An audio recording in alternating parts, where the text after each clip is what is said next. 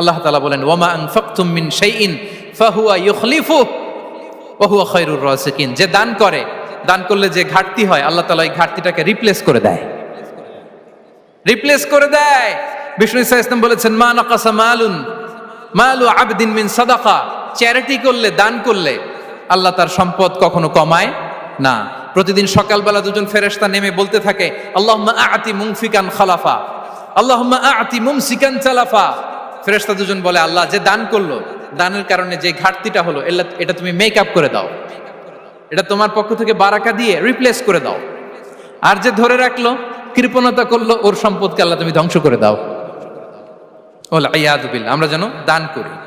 এরপরে বিষ্ণু ইসা ইসলাম বলেছেন বেশি বেশি হজ উমরা করলে, বেশি বেশি যদি কারো সাধ্য থাকে, ফিনান্সিয়াল ক্যাপাসিটি থাকে, বেশি বেশি হজ উমরা করলে তার রিজিকে বারাকা নেমে আসে। সব শেষে হচ্ছে দোয়া করা।